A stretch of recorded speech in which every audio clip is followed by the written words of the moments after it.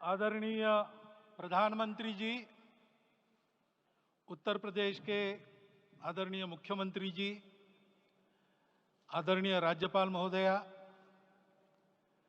देश के आज विद्यमान सभी पंथ संप्रदायों का प्रतिनिधित्व करने वाले हमारे संत ऋषि आचार्य गण और समाज के सब स्तरों का प्रतिनिधित्व करने वाले निमंत्रित महानुभाव,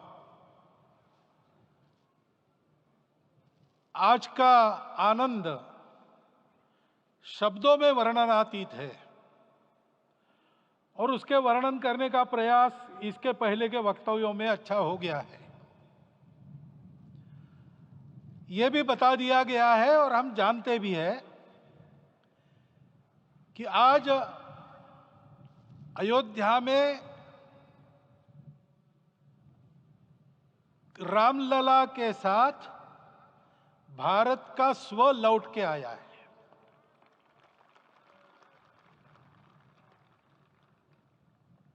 और संपूर्ण विश्व को त्रासदी से राहत देने वाला एक नया भारत खड़ा होके रहेगा, इसका प्रतीक आज का कार्यक्रम बन गया है। ऐसे समय में आपके उत्साह का, आपके आनंद का वर्णन कोई नहीं कर सकता। हम यहां पर अनुभव कर रहे, पूर्ण देश में यही वातावरण है। छोटे छोटे मंदिर के सामने दूरदर्शन पर इस कार्यक्रम को सुनने वाले हमारे समाज के करोड़ों बंधु वहां पहुंच न पाए, ऐसे घर घर के हमारे नागरिक सज्जन, माता भगिनी सब भाव विभोर है, सब में आनंद है, सब में उत्साह है। और ऐसे समय में जोश की बातों में थोड़ी सी होश की बात करने का काम मुझे ही दिया जाता है। आज हमने सुना कि इस प्राण प्रतिष्ठा महोत्सव में पधारने के पूर्व प्रधानमंत्री जी ने कठोर व्रत रखा। जितना कठोर व्रत रखने को कहा था, उससे कई गुना अधिक कठोर व्रताचरण उन्होंने किया। मेरे पुराना उनसे परिचय है, मैं जानता हूं वो तपस्वी है ही, परंतु वो अकेले तप कर रहे हैं, हम क्या करेंगे। अयोध्या में रामलला आए, अयोध्या से बाहर क्यों गए थे, रामायण में क्यों गए थे बाहर, तो अयोध्या में कलह हुआ। अयोध्या उस पुरी का नाम है जिसमें कोई द्वंद्व नहीं, जिसमें कोई कलह नहीं, जिसमें कोई दुविधा नहीं। वो हुआ 14 वर्ष वनवास में गए। वो सब ठीक होने के बाद दुनिया के कलह को मिटा के वापिस आए। आज रामलला वापस फिर से आए हैं 500 साल के बाद। जिनके त्याग, तपस्या, प्रयासों से ये सोने का दिन आज हम देख रहे, सुवर्ण दिवस देख रहे, उनका स्मरण प्राण प्रतिष्ठा के संकल्प में हम लोगों ने कहा, आपने सुना होगा, स्मरण किया। उनकी तपस्या को, उनके त्याग को, उनके परिश्रम को शत बार, सहस्त्र बार, कोटि बार नमन है।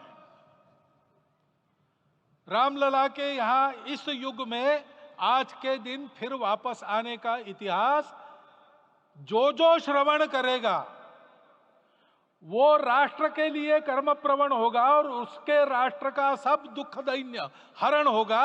ऐसे इस इतिहास का सामर्थ्य है। परंतु उसमें हमारे लिए कर्तव्य का आदेश भी है। प्रधानमंत्री जी ने तप किया, अब हमको भी तप करना है। राम राज्य आने वाला है, वो कैसा था, दैहिक दैविक भौतिक तापा, राम राज नहीं कहु व्यापा, सब नर करहि परस्पर प्रीति, चलहि स्वधर्म निरत श्रुति नीति, सब निर्दंभ धर्म रत पुनि, नर अरु नारी चतुर सब गुनी, सब गुणज्ञ पंडित सब ज्ञानी, सब कृतज्ञ नहीं कपट सयानी। राम राज्य के सामान्य नागरिकों का जो वर्णन है, हम भी इस गौरवमय भारतवर्ष की संतानें हैं। कोटि कोटि कंठ उसका जयगान करने वाले हमारे हैं। हमको इस प्रकार के व्यवहार को रखने का तप आचरण करना पड़ेगा। हमको भी सारे कलह को विदाई देनी पड़ेगी। छोटे छोटे परस्पर मत रहते हैं, छोटे छोटे विवाद रहते हैं, उसको लेकर लड़ाई करने की आदत छोड़ देनी पड़ेगी। आखिर है क्या? ये बात बताई, वो सामान्य नागरिक कैसे थे? निर्दंभ, प्रामाणिकता से आचरण करने वाले, केवल बातें करने वाले नहीं और बातें करके उसका अहंकार पालने वाले नहीं थे। काम करते थे, आचरण करते थे और अहंकार नहीं था।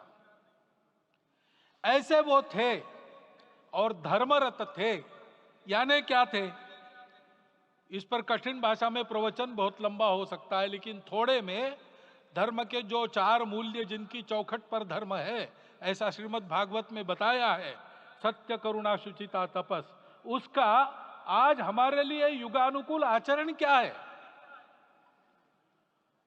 तो सत्य कहता है कि सब घटों में राम है, ब्रह्म सत्य है, वही सर्वत्र है। तो हमको ये जानकर आपस में समन्वय से चलना होगा, क्योंकि हम चलते हैं, सबके लिए चलते हैं, सब हमारे हैं, इसलिए हम चल पाते हैं।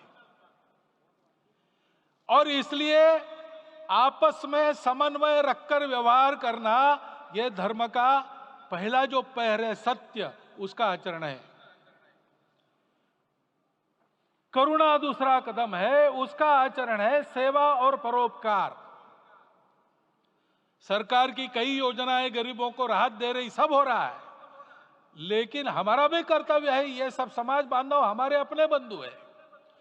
तो जहां हमको दुख दिखता है, पीड़ा दिखती है, वहां हम दौड़ जाए, सेवा करें, दोनों हाथों से कमाएं, अपने लिए न्यूनतम आवश्यक रखकर बाकी सारा वापस दे, सेवा और परोपकार के माध्यम से। यह करुणा का अर्थ आज है। शुचिता पर चलना है, यानी पवित्रता होनी चाहिए। पवित्रता के लिए संयम चाहिए, अपने को रोकना है। सब अपनी इच्छाएं, सब अपने मत, सब अपनी बातें ठीक होंगी ही ऐसा नहीं, और होगी तो भी अन्यों के भी मत है, अन्यों की भी इच्छाएं हैं। और इसलिए अपने आप को संयम में रखते हैं तो सारी पृथ्वी सब मानवों को जीवित रखेगी। गांधी जी कहते थे, earth has enough for everyone's need, but it cannot satisfy everyone's greed. तो लोभ नहीं करना, संयम में रहना और अनुशासन का पालन करना, अपने जीवन में अनुशासित रहना, अपने कुटुंब में अनुशासन रहना, अपने समाज में अनुशासन रहना। सामाजिक जीवन में नागरिक अनुशासन का पालन करना। भगिनी निवेदिता कहती थी कि स्वतंत्र देश में नागरिक संवेदना रखना और नागरिक अनुशासन का पालन करना, यही देशभक्ति का रूप है। इससे जीवन में पवित्रता आती है। और तपस का तो मूर्तिमान उदाहरण आपके सामने आज दिया गया। व्यक्तिगत तपस तो हम करेंगे, सामूहिक तपस क्या है? संगच्छध्वम संवदध्वम संवो मनांसी जानता। हम साथ चलेंगे, बोलेंगे आपस में, उसमें से एक सहमति का संवाद निकालेंगे, एक ही भाषा बोलेंगे, वो वाणी मन वचन कर्म समन्वित होगा और मिलके चलेंगे, अपने देश को विश्व गुरु बनाएंगे। ये तपस हम सबको करना है। 500 वर्षों तक अनेक पीढ़ियों ने लगकर परिश्रम करके, प्राणों का बलिदान देके, खून पसीना बहाकर आज ये आनंद का दिन सारे राष्ट्र को उपलब्ध करा दिया। उन सबके प्रति हमारे मन में कृतज्ञता है। मैं यहाँ बैठता हूं तो मेरे मन में विचार आता है कि मुझे बिठाया, मैंने क्या किया। वो तो जो उन्होंने किया उसका प्रतिनिधि भी मुझे बनाया गया है। उस प्रतिनिधि के नाते मैं ये अवदान स्वीकार करता हूं और उन्हीं को अर्पण करता हूं। परंतु उनका ये व्रत हमको आगे लेके जाना है। जिस धर्म स्थापना विश्व में करने के लिए राम का अवतार हुआ था, उस धर्म स्थापना को अनुकूल स्थिति अपने आचरण में अपने देश में उत्पन्न करना, यह अपना कर्तव्य बनता है। रामलला आए हैं हमारे मन को आह्लादित करने के लिए, उत्साही करने के लिए, प्रेरणा देने के लिए, साथ साथ इस कर्तव्य की याद दिलाकर उसमें कृति प्रवण करने के लिए आए हैं। उनका आदेश सर पे लेके हम यहां से जाए। सब लोग तो यहां आ नहीं सके, लेकिन वो सुन रहे, देख रहे। अभी इसी क्षण से इस व्रत का पालन हम करेंगे तो मंदिर निर्माण पूरे होते होते विश्व गुरु भारत का निर्माण भी पूरा हो जाएगा। इतनी क्षमता हम सबकी है। इसका मैं एक बार स्मरण देता हूं, आप सबको धन्यवाद देता हूं और मेरे 4 शब्द समाप्त करता हूं।